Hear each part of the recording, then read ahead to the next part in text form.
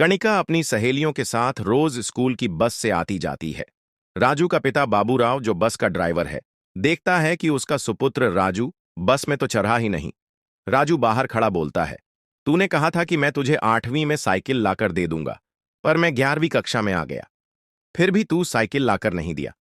राजू का पिता बाबूराव कहता है कि यार, तुझे तो आज पहला ही दिन हुआ है, मैं ला दूंगा तुझे साइकिल। राजू कहता है, मुझे तेरी बात पर 1% भी भरोसा नहीं है।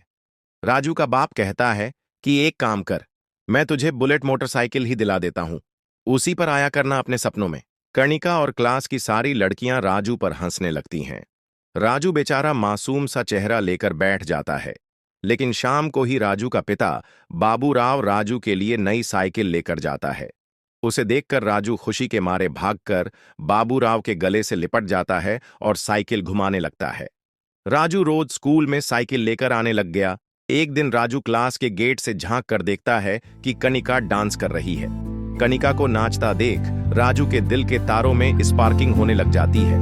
कणिका राजू को देख लेती है और उसे डांटती है, पर राजू बोल देता है कि मैं तो गलती से आ गया था। पर हमारे राजू को तो कणिका से प्यार हो चुका था। राजू कणिका के ख्यालों में खोने लग गया। राजू कणिका के ख्यालों में खोया हुआ घर आता है तो उसका पिता बाबूराव बोलता है कि आ गया मेरा शहजादा। गिरते पड़ते राजू कहता, ऐसे तो नहीं कि बच्चे की मलहम पट्टी करें, ऊपर से डांटने में लगा है बापू। कहता है इमोशनल ब्लैकमेल करता रहता है। चमगादड़ राजू को तो अब वो दिखने लगी थी।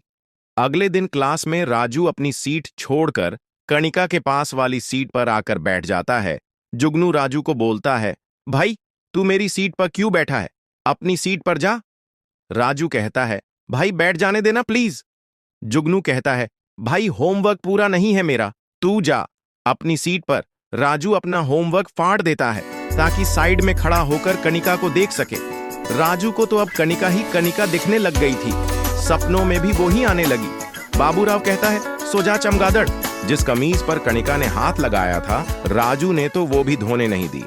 राजू अब रोज साइकिल के टायर को पंचर करने लग गया और रोज बस में जाने लगता है। राजू अब हीरो की तरह सजने संवरने लग गया। राजू कणिका को रोज अपने जोक सुनाकर उसको हंसाने लगा।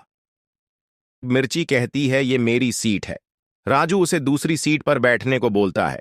राजू का पिता बाबूराव साइकिल के पंचर को सही करवाता करवाता थक जाता है, पर राजू की साइकिल हमेशा पंचर होने लग गई। मिर्ची एक दिन फिर दूसरी सीट पर बैठ जाती है। राजू और कणिका को रोज बातें करता देख मिर्ची जलने लग जाती है और कहती है कि ये मेरी सीट है। राजू बोलता है कि ये बस ही मेरी है। मिर्ची राजू के बाबा को बोल देती है और वो राजू को आगे बैठा देता है। मिर्ची कहती है कि वो तुझ पर डोरे डाल रहा है।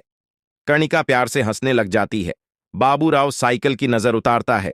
राजू फिर साइकिल के टायर में सुआ घुसाकर पंचर करने लगा, पर इस बार बाबूराव पीछे से देख लेता है और राजू के कनपट पर एक रखता है।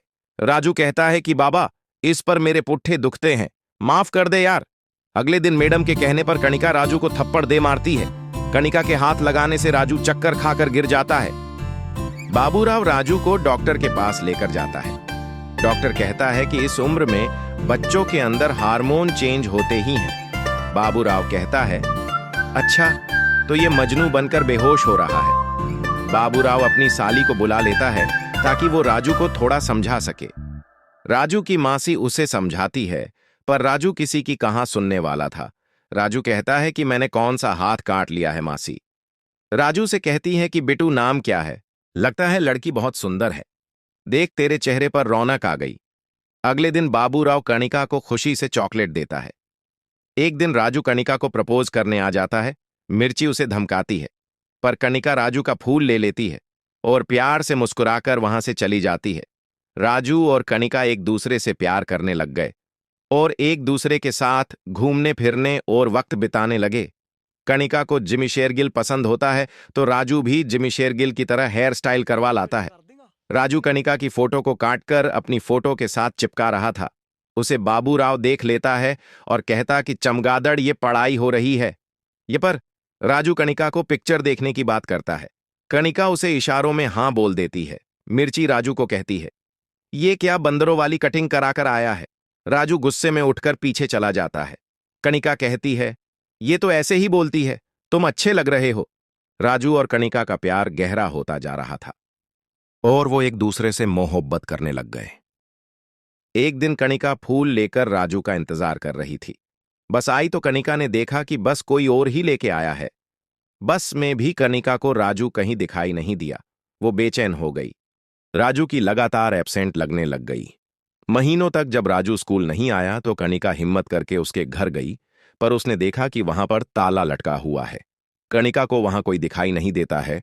वहां कनिका का चाचा आ जाता है और कहता है कि यहां क्या कर रही हो, और वो कनिका को वहां से लेके चला जाता है। कई साल बीत जाते हैं और कनिका की शादी हो जाती है। एक दिन अचानक से राजू कनिका के घर पर फूल बेचने आ जाता है और कनिका उसे देखकर हैरान रह जाती है और कनिका को अपने स्कूल का प्यार याद आने लगा। राजू भी कनिका को देखकर हैरान हो जाता है। राजू सिर झुकाकर बोलता है कि आपको जो भी फूल चाहिए आप मुझे बता दीजिए, मैं वो निकाल दूंगा। कनिका अपने बचपन के प्यार को अभी भी नहीं भूल पाई थी और वो एक बार फिर अपनी सहेली के साथ राजू के घर पहुंच जाती है। वो देखती हैं कि जिन फूलों से कनिका को प्यार था, राजू ने उन्हीं फूलों को अपनी जिंदगी बना लिया था। कनिका राजू से मिलती है। राजू से कहती है कि बैठने के लिए भी नहीं बोलोगे क्या? राजू कनिका के लिए कॉफी बनाता है। कनिका कहती है, मुझसे गुस्सा है क्या तू कोई बात से? राजू ना बोल देता है। कनिका कहती है कि यह तो हो नहीं सकता कि तेरी लाइफ में आज तक कोई लड़की नहीं आई है। राजू कहता है कि नहीं, मैंने शादी नहीं की। कनिका बताती है कि मेरी शादी हो गई और एक बच्चा है जिसका नाम राजू ही रखा है। कनिका राजू को अपने बच्चे की फोटो दिखाती है। राजू अंदर से फूट फूट कर रोने लग जाता है। राजू देखता है कि कनिका बस में बैठी है। राजू भी कॉफी लेकर अंदर चला जाता है। कनिका कहती है, तू कभी आया क्यों नहीं? राजू कहता है कि मेरे बाबा की मृत्यु हो गई थी। कुछ समय तक तो मुझे पता ही नहीं चला कि मेरे साथ क्या हुआ है।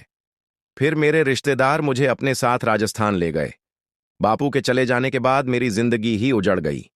मैं आया था तुमसे मिलने के लिए, पर मैंने तुम्हें तुम्हारे बॉयफ्रेंड के साथ देखा। कॉफी शॉप में भी वो तुम्हारे साथ ही था। मैं तुम्हारी शादी में भी आया था। उस दिन मुझे अपने आप पर बहुत गुस्सा आया। मैं अंदर से पूरा टूट गया था। फिर रोता हुआ दूर चला गया तुम्हारी जिंदगी से। सब कुछ खत्म हो गया था मेरे लिए। कनिका कहती है, कम से कम एक बार तो मिलता मेरे से। तुमने जिस लड़के को मेरे साथ देखा वो मेरा बॉयफ्रेंड नहीं था, वो मेरी सहेली का बॉयफ्रेंड था। दोनों अपनी किस्मत पर रोने लग जाते हैं। राजू को अपने आप पर पछतावा होने लगता है। कनिका कहती है कि वो स्कूल का आखिरी दिन मुझे आज भी याद है। राजू कहता है, यह तो कुछ भी नहीं, तुम्हारी याद में आज भी उस साइकिल के टायर को पंचर कर रहा हूं। राजू कहता है, अब इन सब बातों को रहने दो, अब इनका कोई मोल नहीं है। कम से कम तुमने तो अपनी जिंदगी की शुरुआत करी। ये हमारे लेख है जो हम ऊपर से लिखवा कर लाते हैं। अचानक से बारिश शुरू हो जाती है। राजू के साथ कनिका भी बाहर आती है और वो भी भीग जाती है। कनिका भी पौधों को ढकने में राजू की हेल्प करती है और पूरी भीग जाती है। राजू कनिका को अपनी मां के कपड़े लाकर देता है। कनिका वही सूट पहन के वापस आती है जो उसने स्कूल में पहना था। राजू को पिछले दिन याद आने लगते हैं। राजू कनिका को बताता है कि कब से वो उससे प्यार करने लगा था। कनिका को आए हुए बहुत वक्त हो जाता है। अब उसके जाने का समय हो गया। वो अपने स्कूल के प्यार को एक अंतिम बार गुड बाय बोलती है। राजू और कनिका हमेशा के लिए बिछड़ जाते हैं।